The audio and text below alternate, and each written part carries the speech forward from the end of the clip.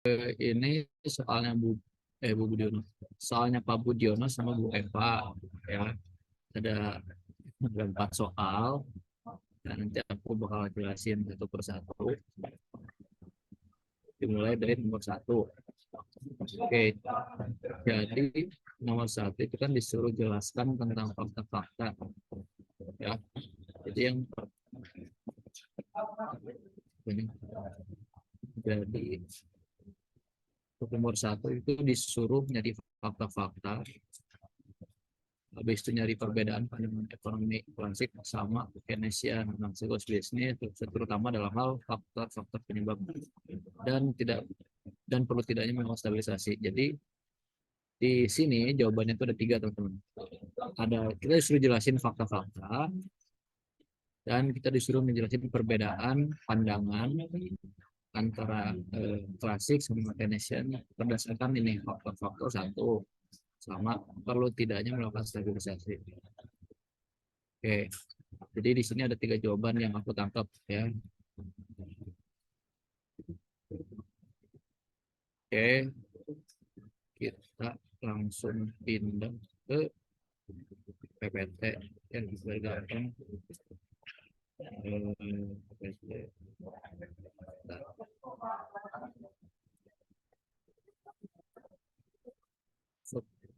Sorry ya. Oke, jadi jawaban nomor 1. Karena ini bentuknya deskriptif, jadi aku ketik aja ya biar nggak terlalu susah. Nah, pertama kita disuruh ngejelasin tentang fakta-fakta dari Keynesian Cross sama si klasik. Klasik dulu kali ya. Klasik. Oh, jalan bang. Klasik.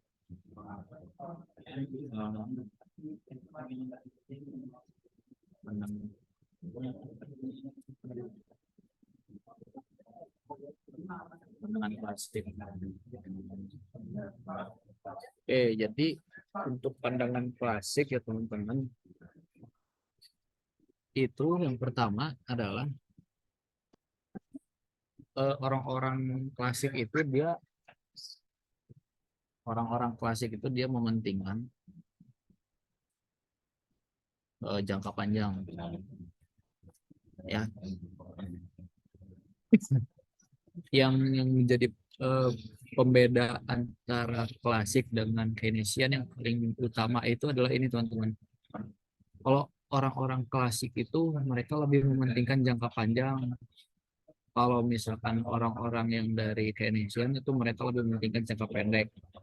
Maksudnya apa? Maksudnya adalah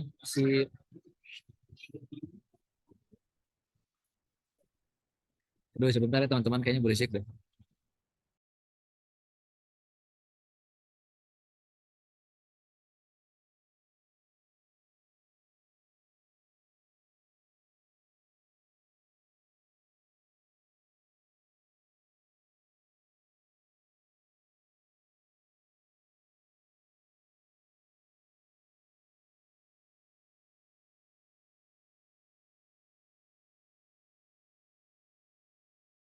Halo teman-teman, suara aku aman nggak sekarang? Aman kok. Aman. Oke, Aman, maaf ya Kak. tadi berisik. Aku lagi di luar. Oke, jadi yang pertama itu kalau pandangan klasik itu mereka mementingkan jangka panjang. Kalau Keynesian itu mementingkan jangka pendek. Eh, Mungkin teman-teman bingung ya, ini perbedaan maksudnya apa sih mereka mementingkan jangka panjang atau jangka pendek? Gini, eh, ekonomi ekonomi itu kalau di klasik mereka beranggapan bahwa dalam jangka panjang perekonomian itu lebih baik di apa ya di perekonomian itu lebih baik diperhatikan dalam kondisi jangka panjang ya. Jadi orang-orang tuh berorientasi ke jangka panjang. Nanti 10 tahun ke depan mau kayak gimana perekonomian, target kita mau kayak gimana. Nah, sementara kalau orang-orang yang Keynesian itu mereka mementingkan jangka pendek. Kenapa? Karena di jangka pendek mereka eh, ekonomi itu gampang berfluktuasi ya. Ketika perekonomian gampang berfluktuasi, nah mereka beranggapan bahwa perlu adanya intervensi dari pemerintah untuk menstabilkan perekonomian itu. Itu yang atau gini lah ya, buat dua gini biar gampang. Jangka pendek.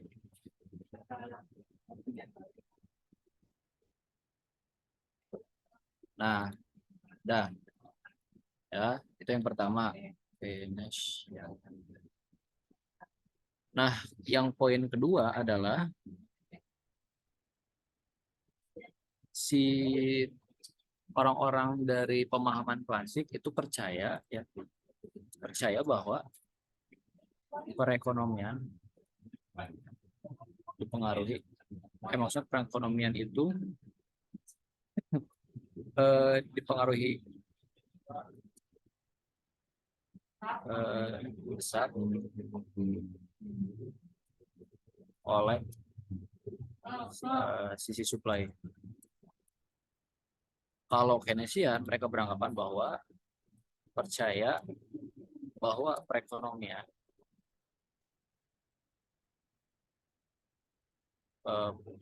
ya dipengaruhi atau ditentukan oleh sisi demand. Ya, kalau klasik itu mereka lebih percaya bahwa supply lah yang menyebabkan perekonomian itu jalan. Kalau Keynesian, mereka percaya bahwa demand lah yang menyebabkan perekonomian itu berjalan. Ya, anggapannya kayak gini. Kalau misalkan pandangan klasik itu bilang kan kalau misalkan supply lah yang membuat perekonomian berjalan. Awal ceritanya adalah ketika perusahaan memproduksi barang, maka orang-orang akan dapat pendapatan dan kemudian akan melakukan konsumsi, sehingga dengan itu akan meningkatkan income atau GDP. Ya, itu cerita tentang yang klasik. Nah, tapi kalau misalkan yang Keynesian itu ceritanya adalah ketika orang punya demand, maka perusahaan baru bakal bergerak untuk memenuhi kebutuhan si konsumen, sehingga baru supply bergerak. Tuh. Dari kalau misalkan klasik itu supply lah yang bergerak, habis itu demand-nya ada. Terus kalau Keynesian itu demand-nya ada, baru supply-nya baru muncul gitu ya. Nah, terus poin yang ketiga itu adalah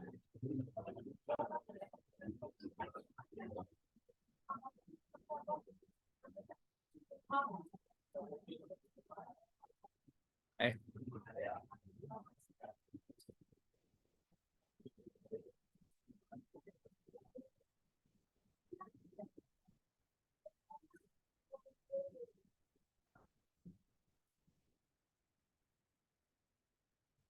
yang ketiga itu kalau misalnya klasik itu mereka tidak percaya peran pemerintah untuk mengintervensi ekonomi. Kenapa?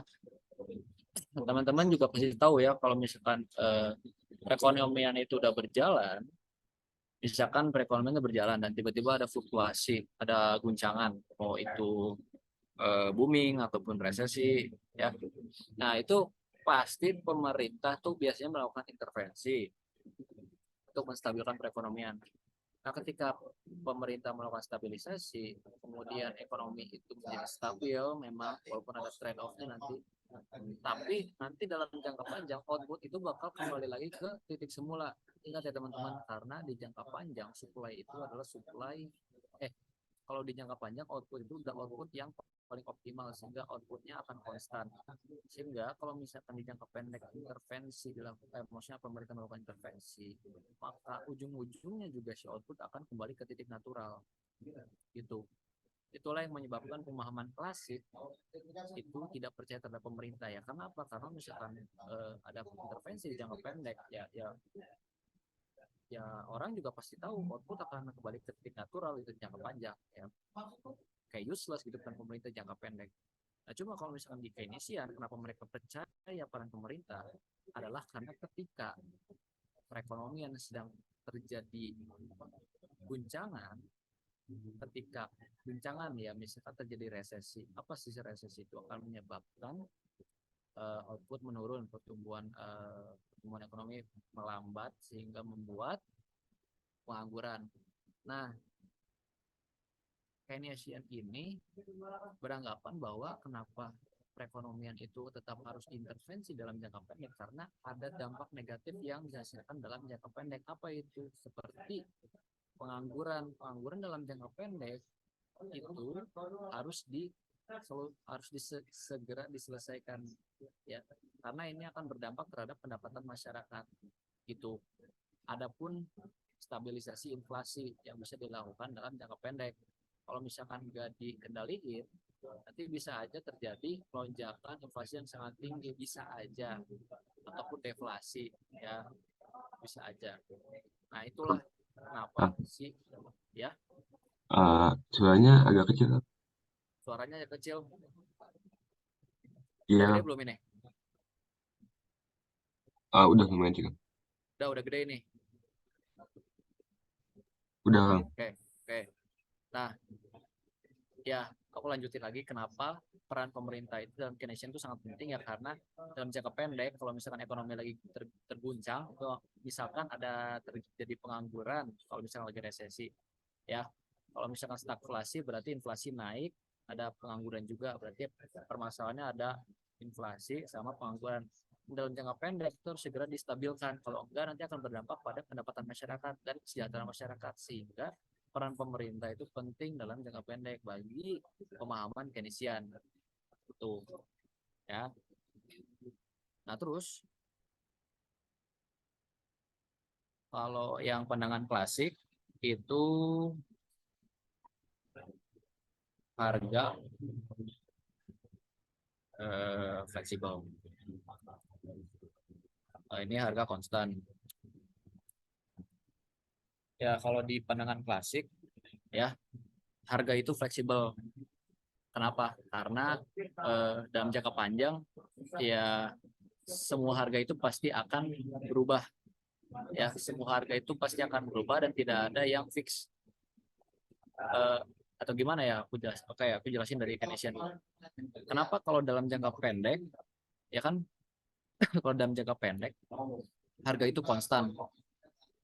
Harga itu konstan karena ketika dalam jangka pendek kemudian ada fluktuasi ekonomi yang menyebabkan seharusnya harga itu berubah, kebanyakan perusahaan tidak mau melakukan perubahan harga. Kenapa? Karena ada banyak cost yang harus mereka keluarkan. Contoh, mereka harus ganti biaya apa? Harus eh, ganti ganti harga. Mereka harus eh, cetak menu baru lagi. Itu kan ngeluarin biaya dan itu akan merepotkan si perusahaan. Kemudian mereka harus mengkalkulasikan lagi profit dan cost itu kayak gimana ketika harga berubah. Nah, itulah yang membuat perusahaan tuh males ganti harga di jangka pendek kalau misalkan ekonomi juga lagi berguncang, ya. Nah, sementara itu kalau misalnya di jangka panjang, ya perusahaan ya bebas aja mereka mau melakukan fleksibel harga, karena ya dalam jangka panjang kan perusahaan ya ada kemungkinan bisa mengubah harga karena akan ada penyesuaian. Ada jangka waktu untuk perusahaan itu bisa menyesuaikan harga lagi. Nah, dari itu dalam jangka panjang harga itu akan fleksibel gitu ya. Nah, mungkin itu yang fakta-fakta tentang teori klasik dan teori Keynesian. Nah, kemudian kita lanjut.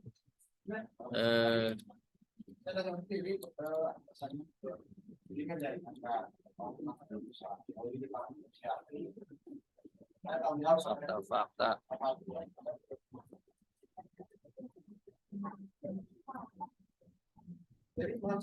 Nah, terus ini kita mau ngelihat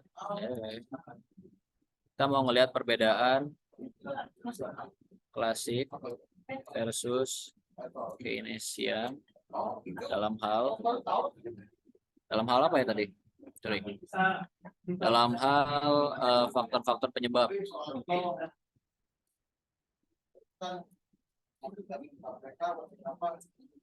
Nah, kalau di klasik ya yang menyebut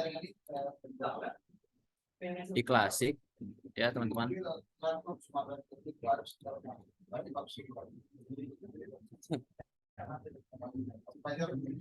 Nah, yang tadi aku udah bilang teman-teman, kalau di klasik ya hal yang menjadi faktor penyebabnya itu adalah supply yang menyebabkan demand bergerak, atau kalau dalam bahasa Inggrisnya yang lebih familiarnya adalah yang lebih familiarnya itu adalah supply creates its own demand. Nah, ini jawabannya ya.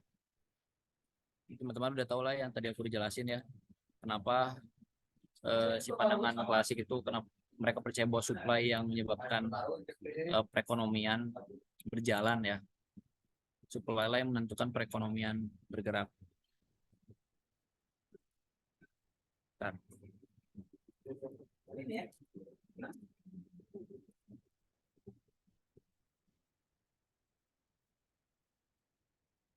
Nah, kalau dari sisi Keynesian itu yang tadi aku dijelasin juga bahwa si demand yang menentukan perekonomian bergerak, dan demand yang menyebabkan supply bergerak nantinya.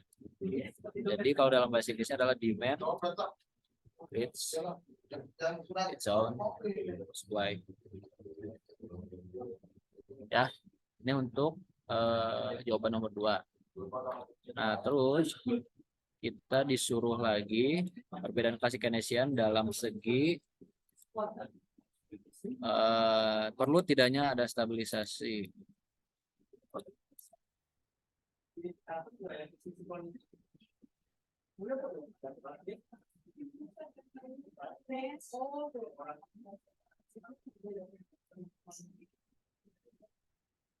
Nah, kalau dalam klasik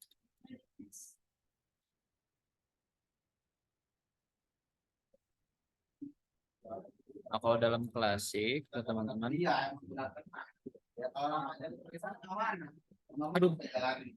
mereka beranggapan bahwa tidak perlu ada stabilisasi.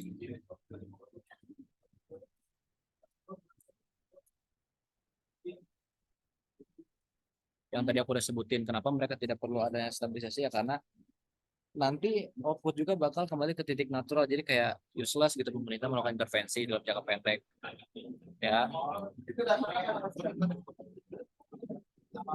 Jadi berisik coy jalanan teh.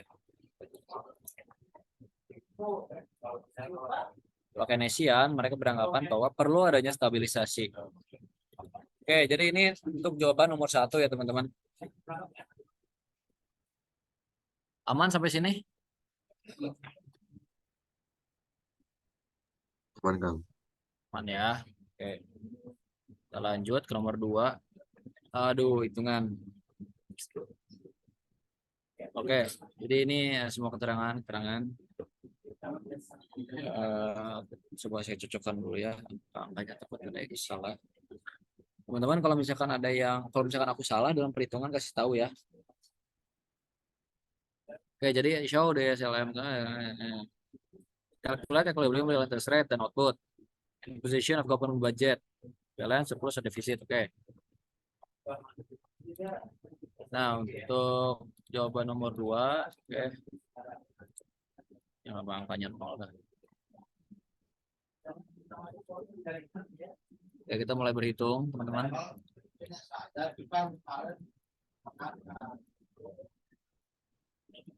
Mulai berhitung ya. Oke, jadi diketahui ya C itu 100. Udahlah, nggak usah diketahui teman-teman, lihat aja ya di soal. Tuh, aku jadi langsung aja ya. Pokoknya Y atau planet expenditure ini ada di pasar barang. Itu sama dengan CI GNX ya. Force CI YNX. Nah, ini harus ini pasar barang. Nah, ini harus sama dengan money supply. Apa money supply dan money demand. Money supply itu M G B ya sama dengan liquidity of money ya. Jadi ini pasar uang, ini pasar barang harus diequilibriumkan. Tapi kita bahasnya satu-satu dulu ya. Oke. Jadi pertama kita bahas yang IS. Oke, Y sama dengan konsumsi itu adalah 100 ya.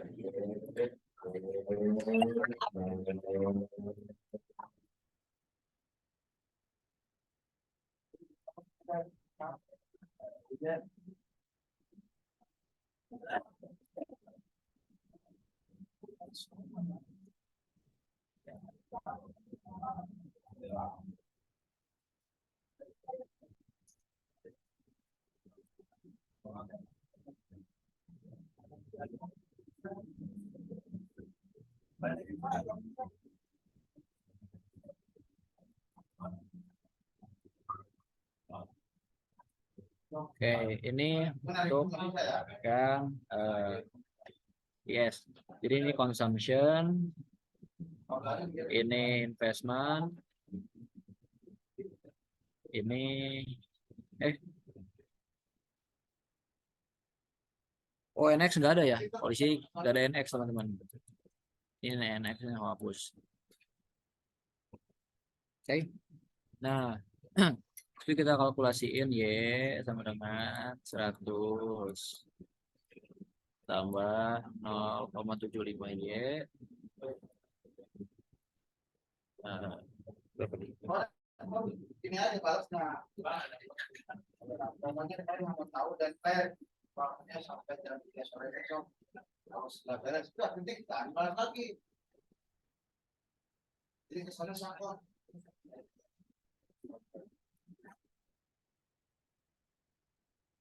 Oke, nah habis itu kita buat lagi persamaannya. Hmm. Karena ini sama, jadi kita kalkulasiin ini kurangannya berapa ya? 0,65 bukan 0,6. Eh,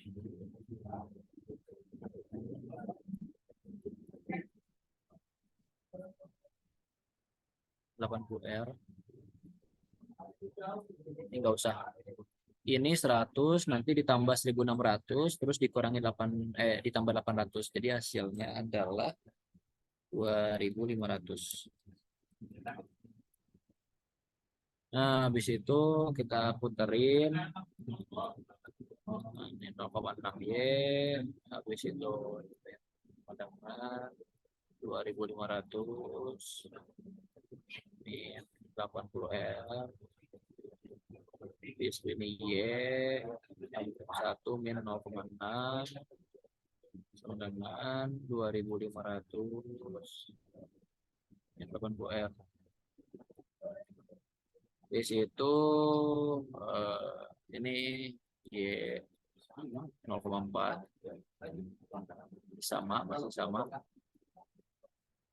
Habis itu kita lanjut di sini.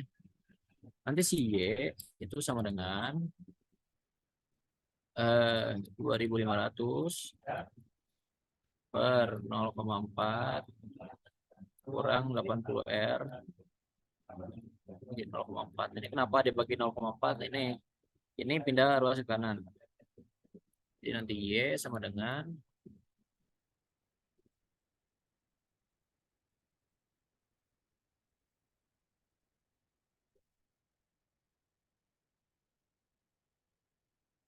nih kita udah dapat nih untuk Y yang di pasar IS.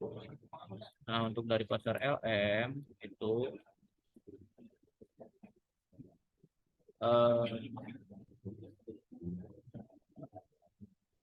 money supply-nya itu adalah 1.200 sama dengan money demand-nya adalah 0,3 Y. Min 75 ya. Habis itu kita butuh 0,3 Y. 1.200 min 25 R. Habis itu Y sama dengan, nanti ini dibagi 0,3, hasilnya adalah 4.000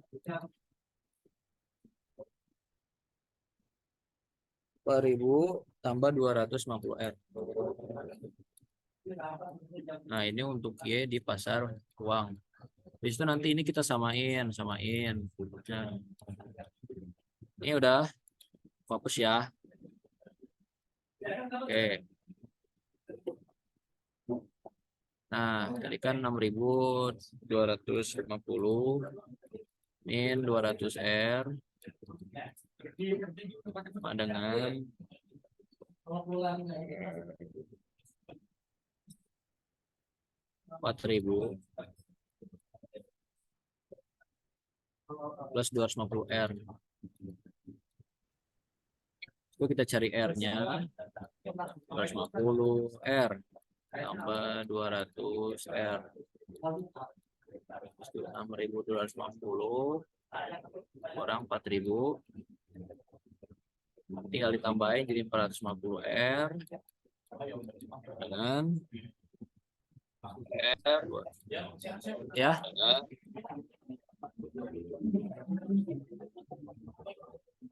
bocor ya.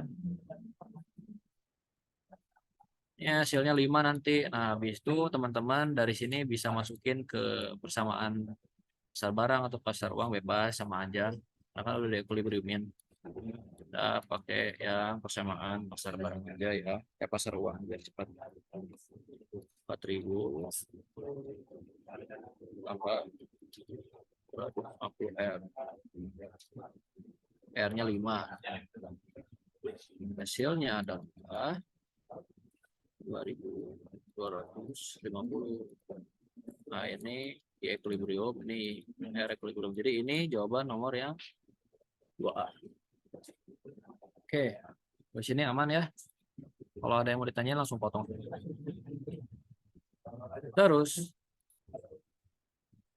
suruh suppose now government increase spending 12%. Now please evaluate. Oh, ini belum ya. Ini belum nih. Government budget. Sorry. Government budget.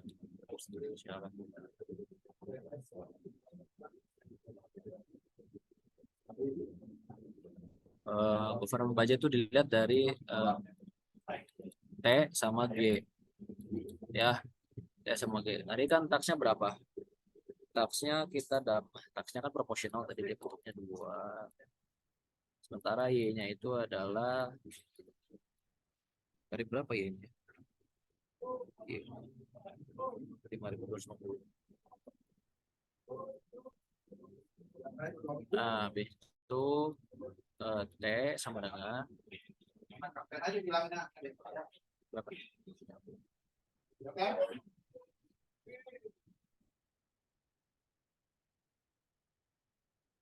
Dulu aku nggak nulis sih T-nya berapa. Pokoknya nanti si T dikurangi G. Jadi hasil ini, ya udahlah saya hitung aja lah.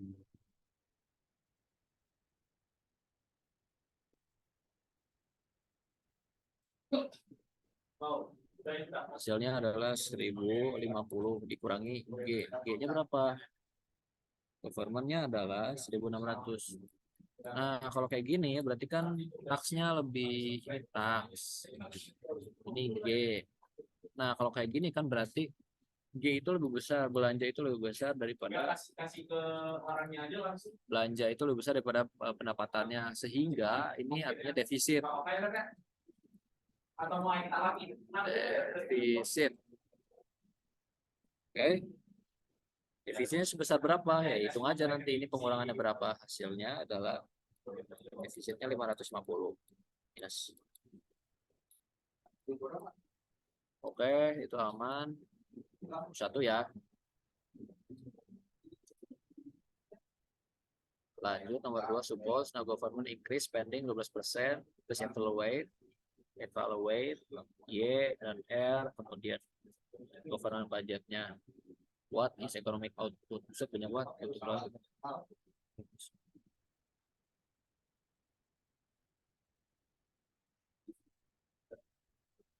Buset, banyak banget. Oke lah ya, apa?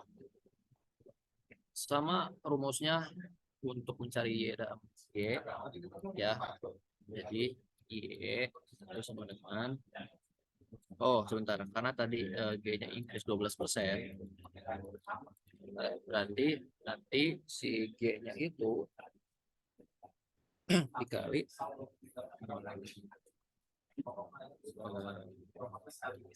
no, ini aja biar gampang lah, 112% kali 1600. Kenapa harus 112? Karena 12 tambah 100%. Ini sama dengan 2.792. Nah, jadi nanti governmentnya adalah sebesar segini belanjanya. Nah, masukin lagi tadi teman-teman. Diulang lagi 100 dikurang. 100 ditambah, sorry, 0,75. Kemudian Y kurangi teks plus investment 800 minus 80R, habis itu plus government yang baru ya. Nah, habis itu kita buat lagi persamaan barunya. Ini kita jumlahkan dulu ya yang 800 nih. Pokoknya hasilnya adalah 2.692.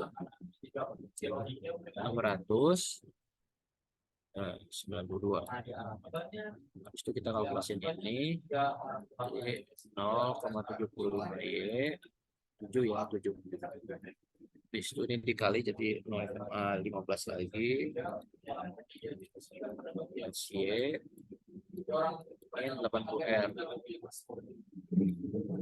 Nah, ini kemudian ini kita kurangin plus 0,6 Y, ini 80R. Nah, habis itu kita pindah ruas 0,6 Y dengan 2692 min 80R. Di situ ini Y sama dengan Y.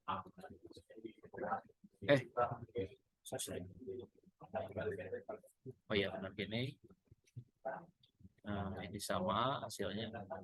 Kemudian ini Y 0,4.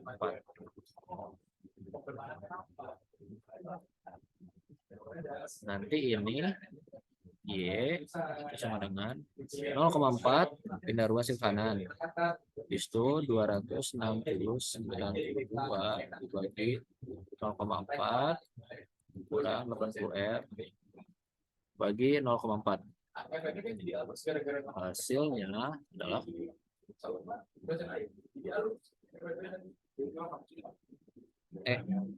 7, 30 kurangi 200R. Ini untuk yang pasar IS. Nah, untuk yang pasar barang, ini untuk pasar barang. Nah, untuk yang pasar uang itu sama aja teman-teman. Karena nggak ada perubahan di pasar uang. Jadi nanti si pasar uang itu hasilnya sama kayak yang sebelumnya. Yaitu berapa? Itu 4.000 min plus 250R. Ini nggak bakal berubah teman-teman. Pasar uang tuh nggak ada yang berubah karena yang berubah itu dari sisi pasar barang, dan pasar uang ya sama-sama aja segini. Nanti ini kita samain lagi. Kita samain lagi. Tadi berapa? 6. Pokoknya ini YIS dengan YLM 6 730 minus 200R ditambah 4.000 200.000 R.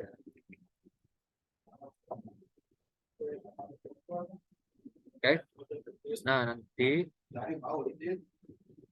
kita dapat R-nya ini pindah berarti 250 R tambah 200 R.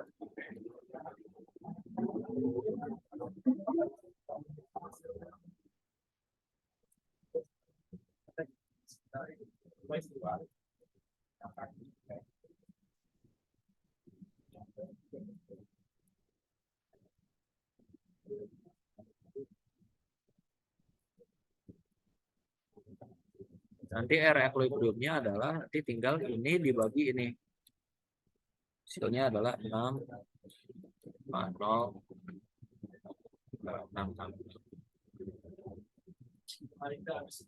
Nah, nanti buat dapat Y-nya, teman-teman masukin aja R-nya ke yang persamaan pasar barang atau pasar uang bebas. Tapi aku di sini pakai pasar uang biar gampang. Jadi nanti 6.000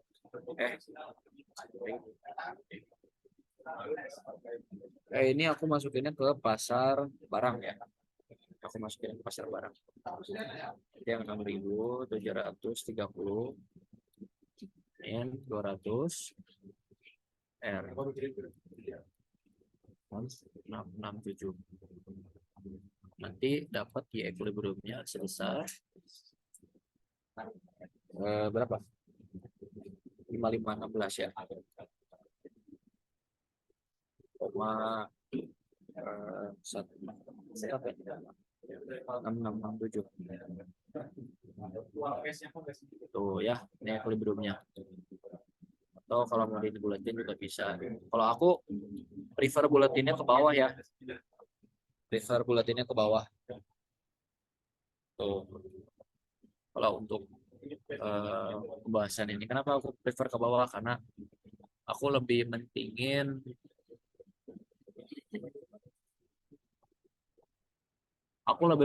excess supply dibandingkan excess demand. Itu aja sih intinya.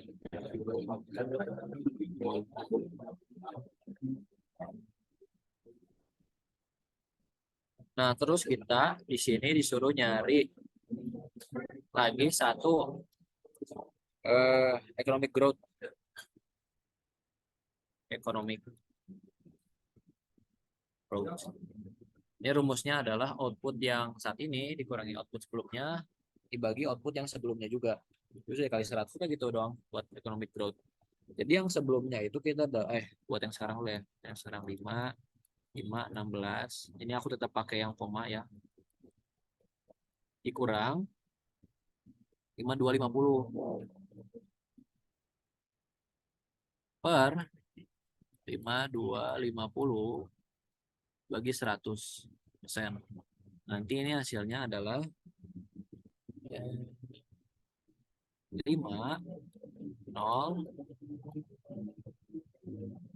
7. Nah, jadi pertumbuhan ekonomi itu meningkat sebesar 5% ketika pemerintah itu meningkatkan belanjanya sebesar 12%. Gitu ya. Nah, kemudian kita juga disuruh buat nyari Gov multiplier effect. Government multiplier purchase lah ya.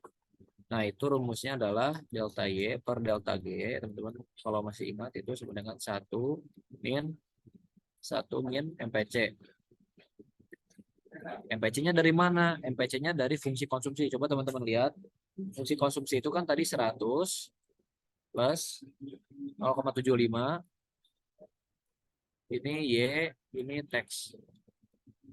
Ya, ini fungsi konsumsi. Nah, MPC itu yang ini ya teman-teman, yang 0,75. Ini kecenderungan orang konsumsi 0,75. Jadi nanti 1 bagi 1 min 0,75. Hasilnya adalah 4 per 1. Jadi interpretasinya adalah ketika si government meningkatkan $1 lah ya, maka output itu akan tumbuh sebesar $4. Itu ya.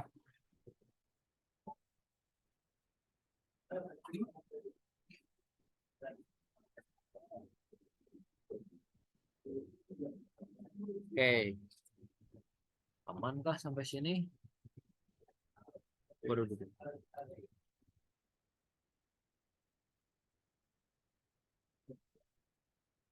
ya kan, udah semua kejawab tuh. Now suppose that instead of using fiscal policy, expansionary monetary policy is used to increase output from the position of A. Oke, kita base-nya dari posisi A, tapi what is the economic growth due to increase in money supply? Ya, jadi ini adalah dari sisi pasar uang yang bergerak, bukan pasar barang. Sehingga gimana bekerja saya? Sehingga untuk jawaban nomor 2C ya, persamaan untuk pasar barang itu sama kayak persamaan pasar barang di yang di nomor A. Nomor A itu tadi persamaan barangnya adalah ini S 6 250 kurangi 200 R. Nah, ini untuk yang pasar barang. Nah, untuk yang pasar uang kita harus disesuaikan lagi karena money supply-nya meningkat sebesar 12%. 12% kan? Ya. Karena MP-nya naik 12%, M per P increase 12%.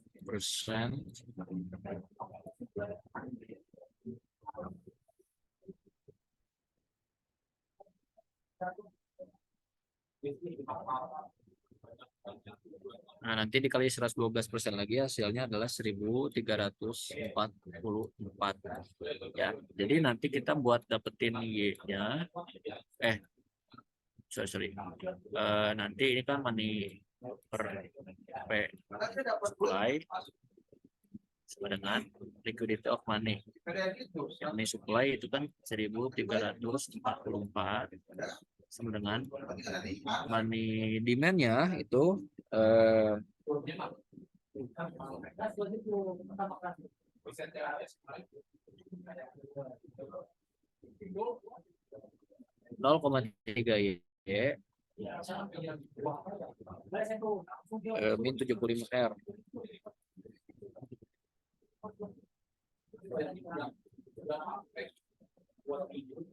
Nah, nanti dapat oke, sebentar ya teman-teman.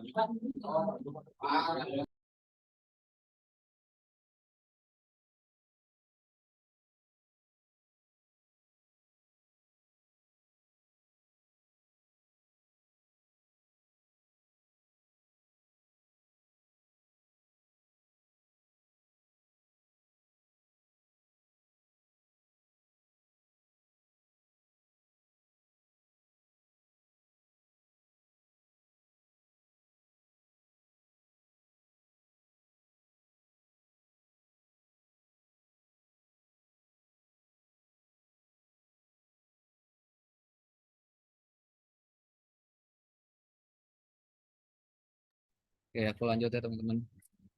Nah, terus nanti kursornya mana? Ya.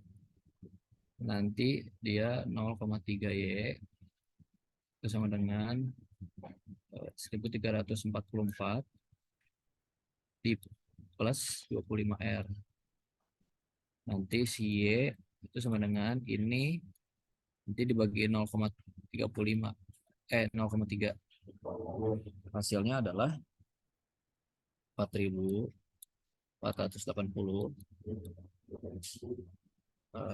plus ini bukan 25 ya, 75 sorry 75 plus 250 R.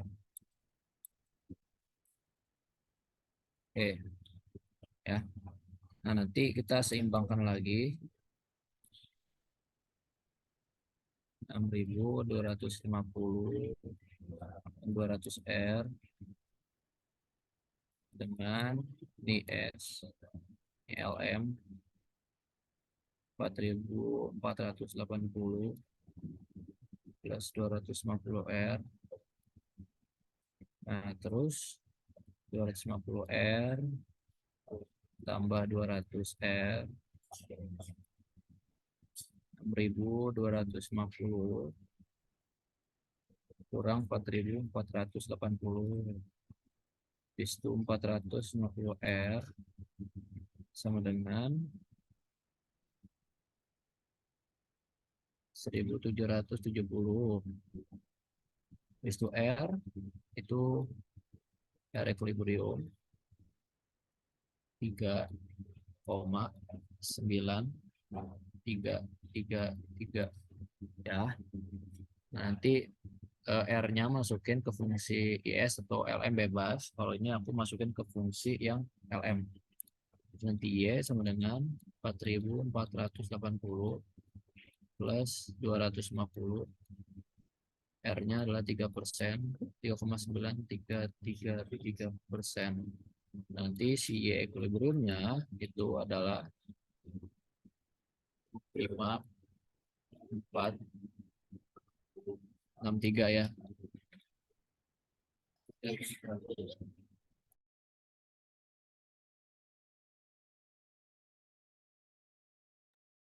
Ya, ini udah beres.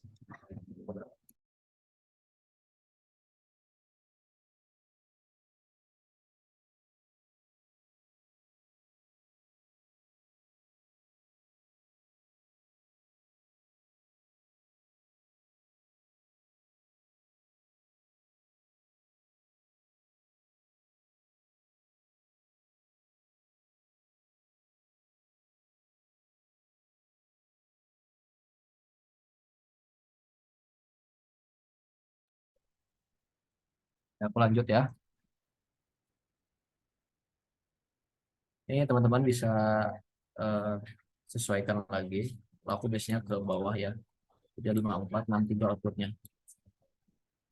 Nah, terus kita disuruh nyari si positionnya. Positionnya itu adalah apakah dia defisit, surplus, atau masih.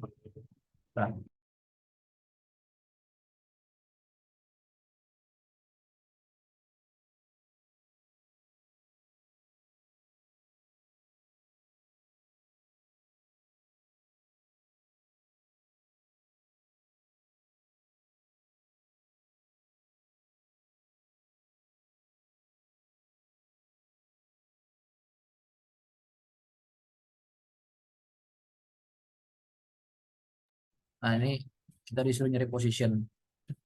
Ya udah ya. Nah, buat position, pakai defisit apakah dia surplus itu tetap kita pakai T sama G. T dan G. Untuk nyari T-nya itu adalah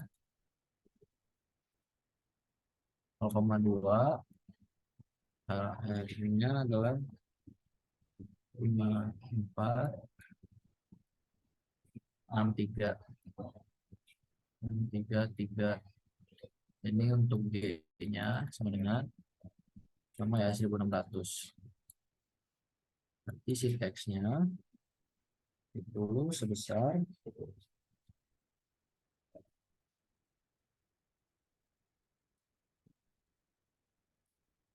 1092,666. Nah, ini kan government tuh masih lebih besar daripada teks, sehingga ini akan masih defisit. Dan kita disuruh nyari economic growth-nya. Economic growth. Untuk nyari economic growth, ya, itu kita pakai output yang sekarang, yang tadi 5463, 5333 dikurangi output yang di jawaban A tadi 5260. 5250 ya. Sorry. 5250. Sama dengan 4,9650%. Jadi ketika money supply meningkat 12%, maka ekonomi itu tumbuh sebesar 4,6635%. Ya. Jadi itu untuk jawaban yang C. Nah, oke. Terus kita lanjut. What is the economic growth position udah. Nah, terus kita compare the impact of fiscal and monetary policy on new equilibrium of income and real interest rate. Jadi kita disuruh ngebandingin yang jawaban B sama jawaban yang C. Ini sebenarnya cuma mau ngebandingin aja sih ya. Kita rangkum ya.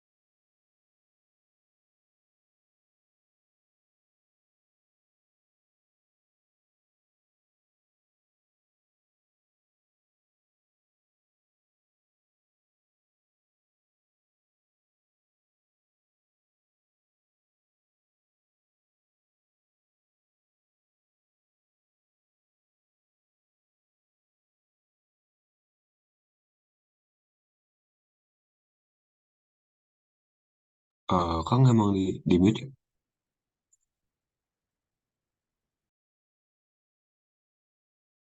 ya? Sorry. Oh, kira di ini di Pak Bukan, Kang. Suster ya. Oke, sebenarnya ini yang untuk yang D itu kita pengen ngerangkum aja sih sebenarnya.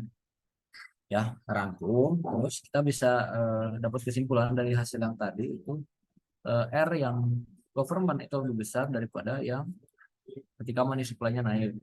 Kemudian si Y, ya si income itu jauh lebih besar ketika G naik ketimbang money supply-nya naik. Nah, position itu dia mengalami defisit, sama-sama defisit. Ada defisit, ini juga defisit.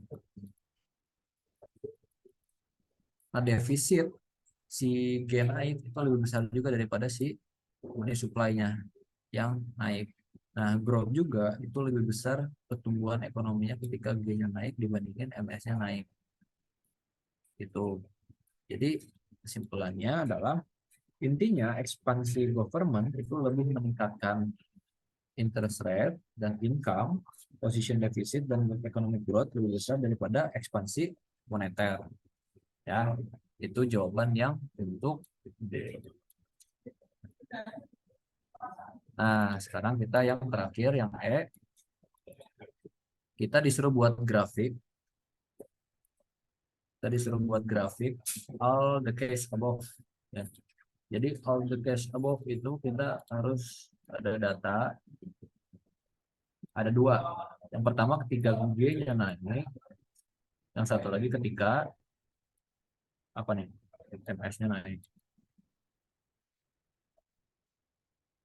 R, R, Y. Awal equilibrium itu di sini. Equilibrium itu di sini. Ini nilainya itu 5.250. Ini itu 5% ya. 5%. Tinggal gambarin aja sih. Ini mah juga sama karena titik awal yang A ya 5%. Ini 5 jelek aja 5.250. Kalau ini jika G naik maka IS bergeser ke kanan. S2, IS1 sehingga income nanti akan meningkat. Income-nya meningkat sebesar berapa? 5,5, 16. Dan ini interest rate juga akan naik sebesar 6,06%. Nah, kalau yang ini ketika MS-nya naik, maka si LM-nya yang bergeser ke kanan. Ini nanti ini LM1, ini LM2. Ini yes. Nanti si outputnya nilainya 54,63 dan interest rate-nya malah turun 3,3%. Ini bisa dibuktikan dalam kurva ya, perhitungan matematis. Tuh. Oke. Kita paling cuma gini aja ya untuk 2E. Lanjut nomor 3. Nah, kita nomor 3 itu disuruh membahas tentang Mundell-Fleming model. Jelaskan dampak kebijakan moneter yang kontraktif terhadap keseimbangan output dan nilai tukar. Pada kasus negara kecil dengan sistem nilai tukar fleksibel. Berikan argumen tentang kenapa kebijakan moneter yang kontraktif kadang-kadang diperlukan dalam perekonomian.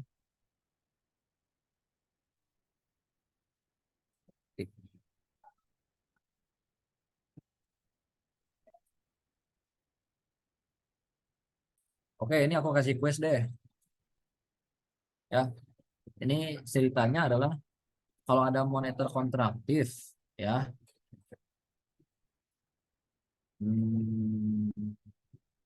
dengan sistem nilai tukar floating atau fleksibel,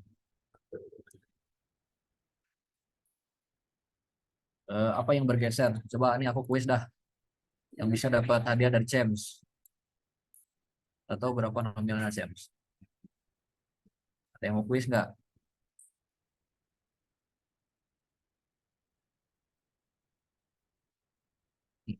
Ini. Iya. Quiz ya teman-teman yang bisa GoPay dari James tuh. Ada yang mau nggak? Nggak hangus nih.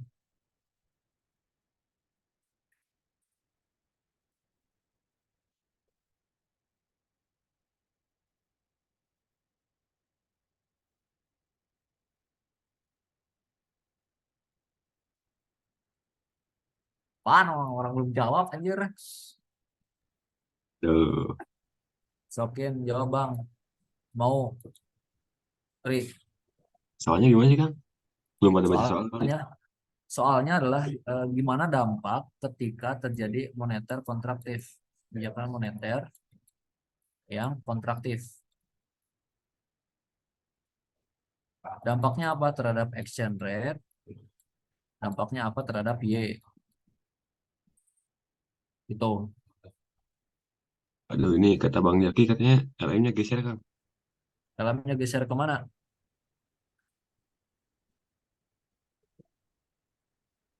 Gimana, Bang Jaki? Geser.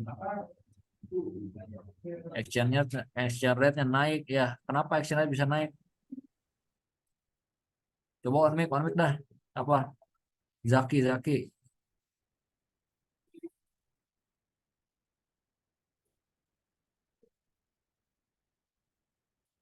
Aku izin gak bisa orang lagi Radit. Buset. Sibuk banget. Dah. Gimana nih, James? Coba, Met, geser mana dulu, Met. Kalau benar, baru kasih, kasih deh.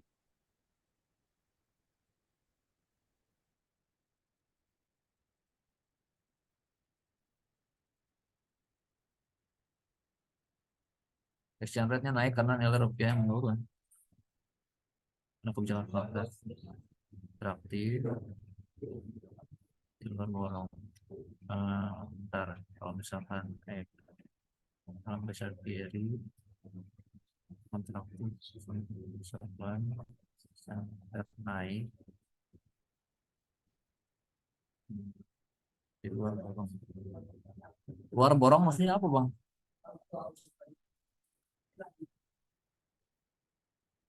Ini luar borong tuh jadi maksudnya gimana?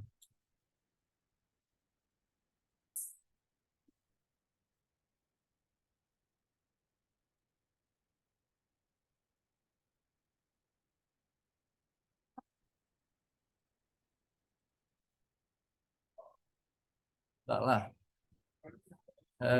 Sebenarnya gini ya teman-teman, kalau misalkan ada kebijakan ekonomi kontraktif, ya kebijakan moneter kontraktif itu biasanya dari money supply-nya. Jadi of money ini pasar uang. Biasanya biasanya ini eh, sebenarnya benar sih LM-nya bergeser ke kiri. Ini nggak tahu sih siapa yang jawab, tapi bebas lah gimana macam penentuan siapa yang jawab siapa yang enggak. Ya bebas lah. Nah ini kan sebenarnya money supply ya. Ketika dia bergeser ke kiri maka suku bunga naik. Suku bunga naik menyebabkan capital inflow. Nah ini Zaki ada yang salah. Ya, exchange rate-nya naik karena nilai rupiahnya menurun. Sebenarnya nilai rupiah itu semakin meningkat. Ya, karena ketika suku bunga kita naik, maka orang berbondong-bondong minta rupiah. Ketika permintaan rupiah meningkat, sehingga nanti rupiah akan nilainya akan naik. Sementara si Zaki tadi bilang nilainya turun, ini salah karena rupiahnya turun. Salah. Ya, bebas ini gimana James? Ya, ya, gimana lah. Ya, bebas lah ya. Ya, akunya gitu lah ya. Nah, ketika rupiahnya meningkat, si nilainya, maka exchange rate juga akan meningkat.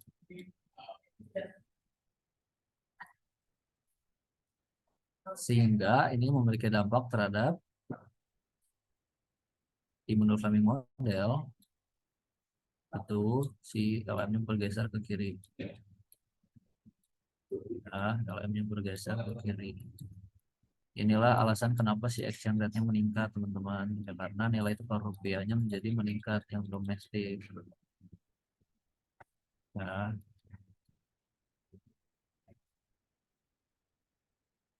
Y juga turun. Tapi ya turun ya karena ketika exchange rate naik, ekspor juga turun. Ini Zaki juga ada yang salah. Zaki ekspor lebih banyak, ini salah ya. Harusnya berkurang ekspornya. Nah, karena ekspornya turun sehingga output juga akan turun. Oke, ya itu jawaban untuk nomor 3.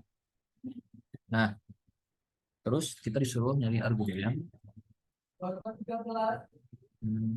Rasional memberikan argumen Anda kenapa kebijakan moneter yang kontraktif kadang-kadang diperlukan dalam perekonomian. Ah,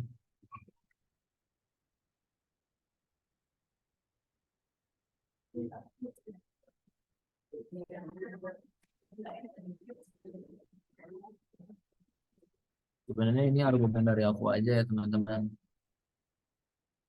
Karena kita ini ngebahasnya floating,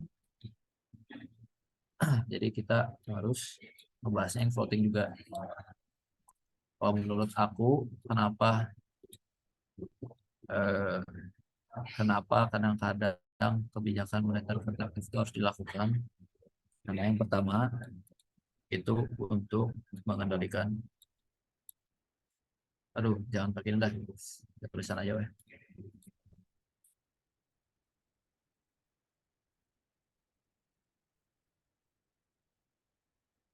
Satu, untuk mengendalikan inflasi. Kan? Karena ketika inflasi tinggi, maka konsumsi akan turun. Eh, ketika terjadi inflasi, maka si apa namanya? Yang akan terjadi adalah si R bakal naik. Lalu bakal naik karena untuk mengendalikan inflasi biasanya bank sentral tuh menaikkan suku bunga biar ditarik tuh apa konsumsi masyarakat. Ini impactnya adalah konsumsi turun, konsumsi turun. Dan investment juga turun. Eh, Terus karena R naik menyebabkan exchange rate juga naik, sehingga juga akan menyebabkan net ekspor turun. Nanti lama-lama ketika eh, demand itu menurun, nanti lama-lama si inflasi itu bakal stabil lagi menurun ke bawah. Nah, yang kedua itu untuk mengendalikan exchange rate. Loh, aku jadi kecil aja. Loh,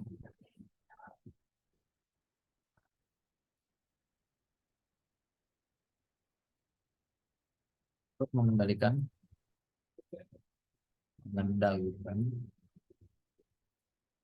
exchange rate. Ya,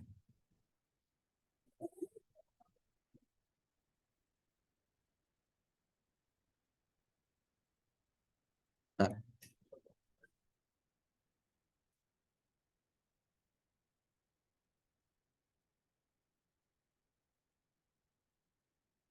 kalau ini kasusnya adalah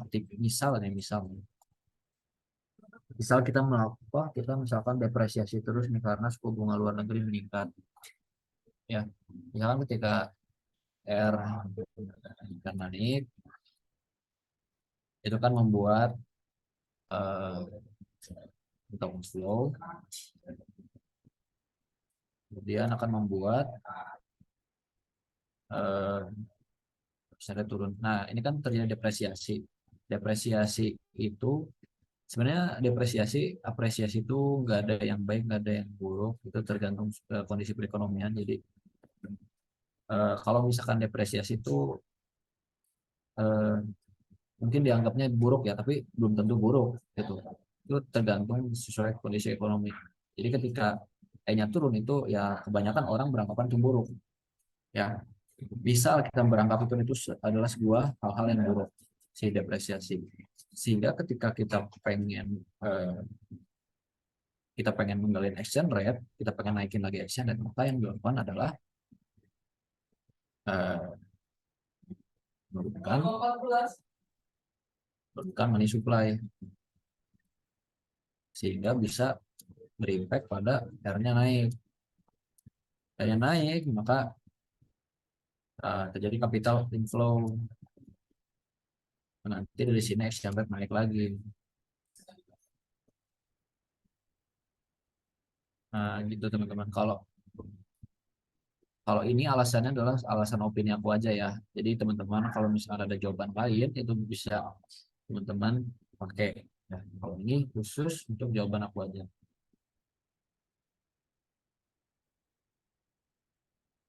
Nah, terus untuk nomor 3 ya. Terus untuk yang nomor 4 itu ditanya kalau misalkan pandemi COVID-19 telah menyebabkan resesi ekonomi sebagian besar perekonomian dunia termasuk Indonesia. Persamaan dan perbedaan antara rasio ekonomi dibandingkan bab besaran dan kebijakan yang diambil oleh pemerintah.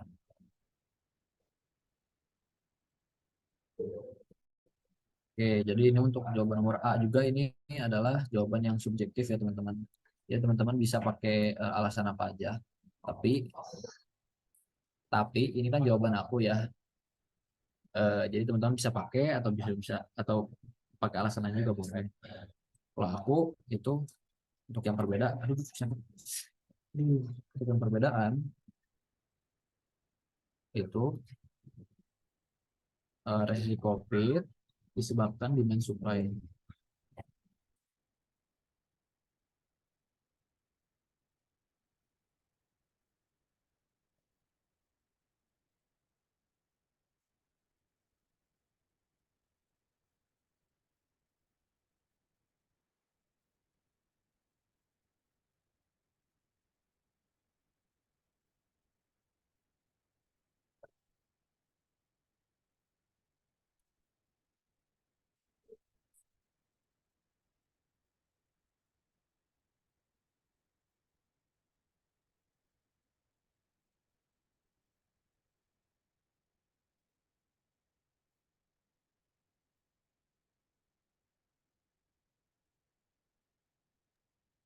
Kak, maaf suaranya nggak ada, Kak. Ya emang aku nggak ngomong.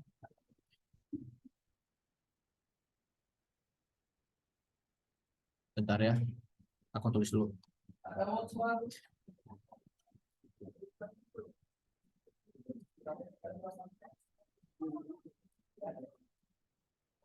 Oke ya.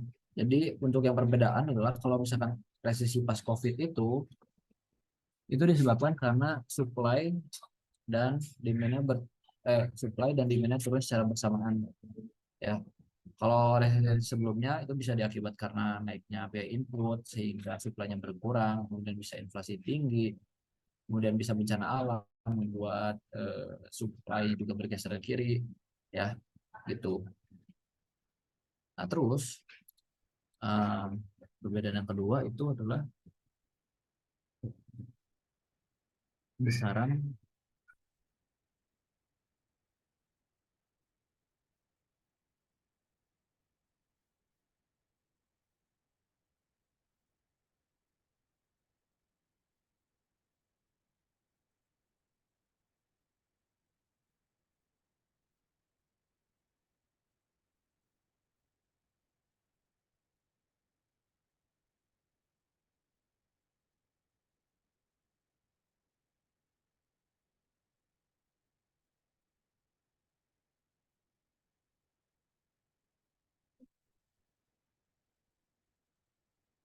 ya.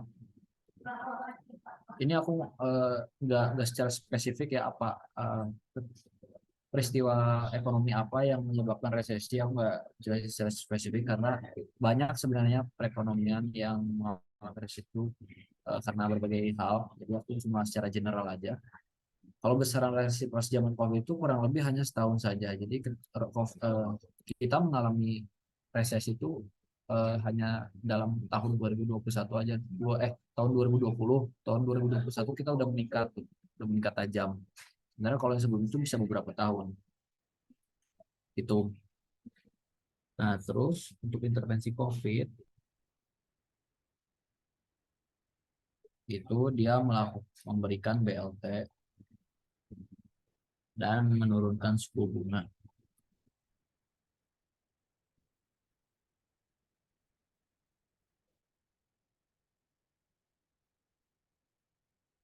Kalau periode sebelumnya dapat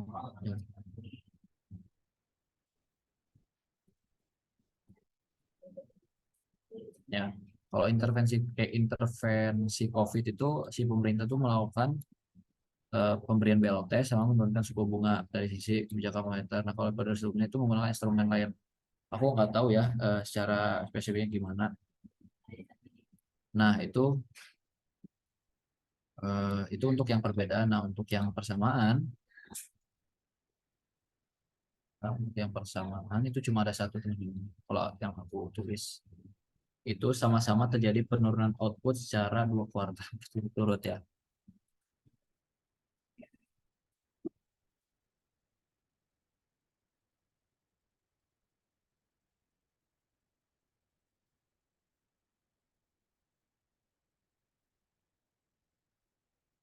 Nah, ini jawaban aku. Untuk yang nomor 3 sama yang nomor 4 itu teman-teman bisa cari lagi alasan yang lain. Karena itu banyak, maksudnya itu kan jawabannya sebuah pandangan ya, bukan yang udah fix jawabannya gitu. Jadi itu aja mungkin yang bisa aku sampaikan jawaban-jawabannya karena waktu itu juga aku ujiannya pakai soal ini dan kelas Mibro di atas 80 nilainya. Oke, aman.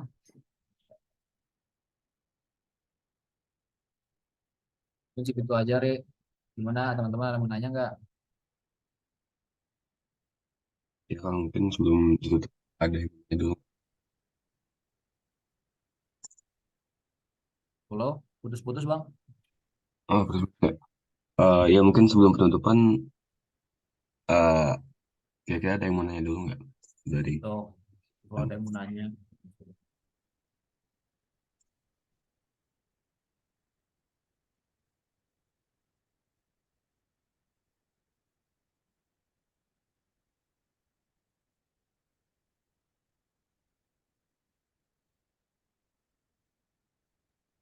Oke. 1, 2, 3 ada. Mungkin udah, Kang. Oke, siap. Kalau ada Oke, yang ditanyain lagi, paling lewat lain juga boleh.